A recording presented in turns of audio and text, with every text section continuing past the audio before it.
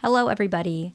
I'm a practicing therapist and a doctoral student of psychology. Today, we're going to go over something that so many of you guys have brought up in the comments. So many. This has probably been one of my most my most highly requested and also recent requests.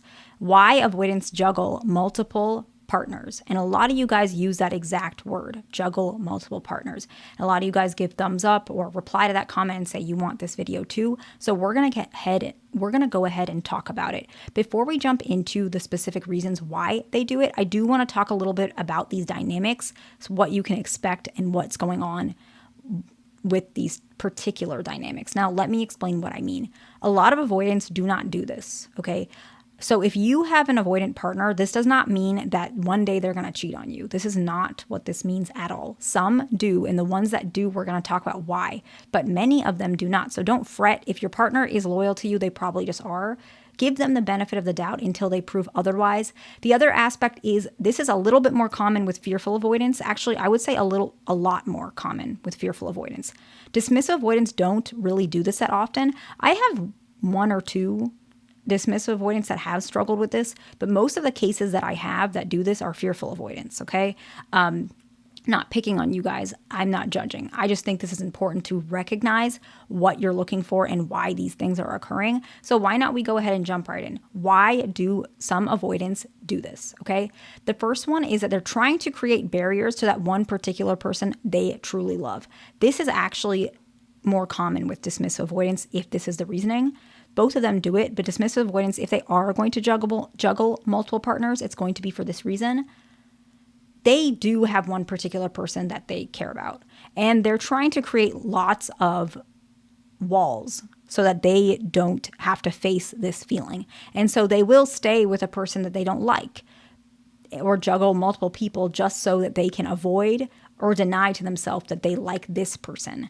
A lot of times deep inside, the reason why is because if they admit that they like somebody, then they're feeling their own feelings, and they were taught or raised that they're not allowed to operate based on feelings. And so if you love somebody, that's an action and it's also a feeling, it's a desire. And they were taught you're not supposed to really have desires, you're not supposed to act on desires, that means you're weak. And so you are the object of their fear to that extent. They don't want to act weak by pursuing you.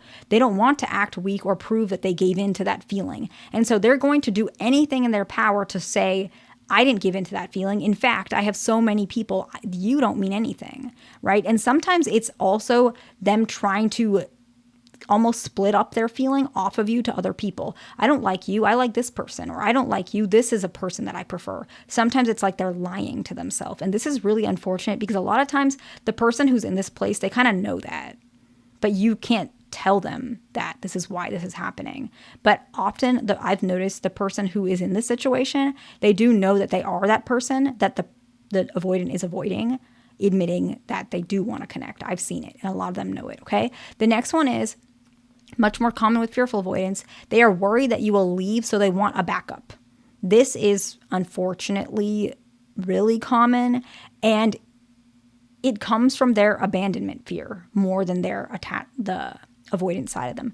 It does happen because of both, but they actually, by you reassuring their fear of abandonment, this will actually resolve this one, okay? The first one is with the dismissive avoidant, they need to resolve their fear of being vulnerable. This one, while the fear of vulnerability is part of it because they don't want to look like a fool, basically, it's also that they feel like you're going to leave them. So often it's because you are doing things that make them feel like you're going to leave, even if you're not. And a lot of fearful avoidants are very sensitive to abandonment, even if they're not telling you. And so you might not have a clue what it is. And they might not tell you because they're too embarrassed, they're too afraid.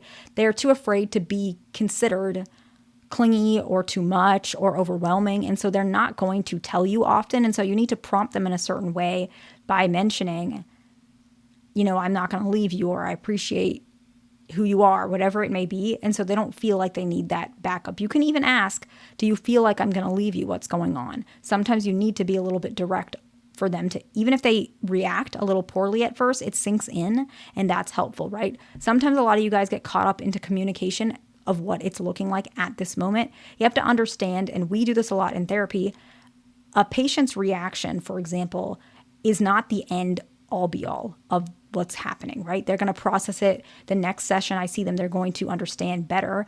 Sometimes even some of them might email and say, I do feel better. This made a lot of sense to me. Or in like 2 minutes, they say, okay, you're right?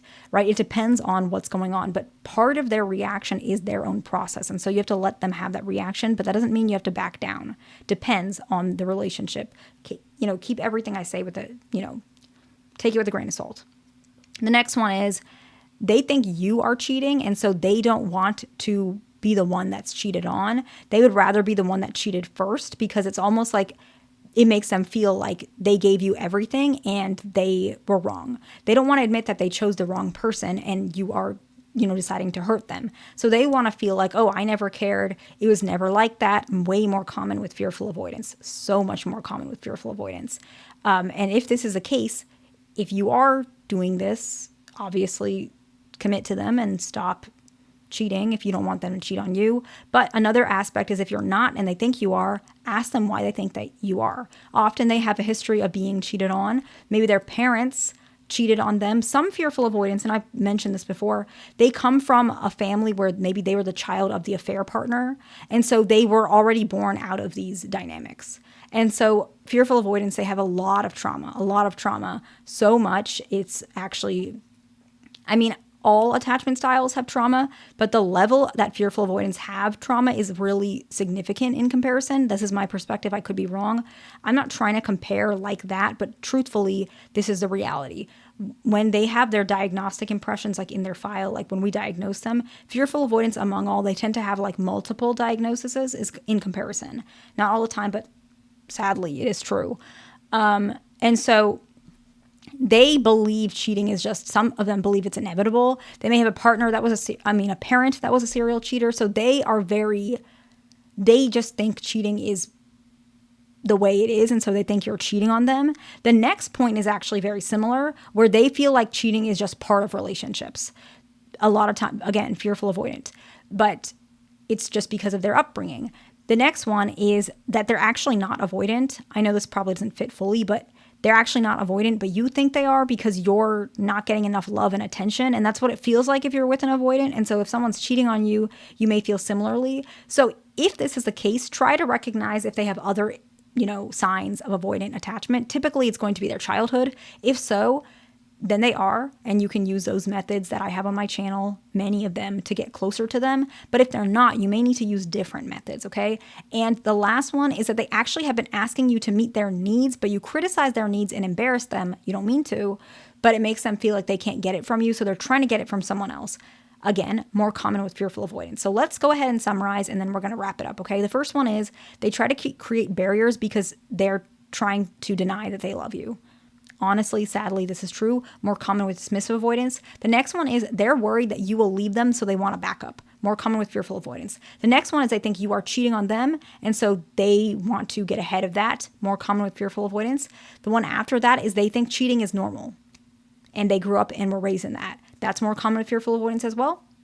The one after that is actually that they're not avoidant, but you think they are because you're not getting enough love. And the last one is that they have asked you to meet their needs, but you criticize their needs or you embarrass them. And so now they feel like the only way they can get their needs is from someone else, but they love you, so they don't want to leave you. I am not saying that this is a good or bad thing. I'm just sharing information. I hope this video was helpful to somebody. Please like, subscribe. I will see you in the next one.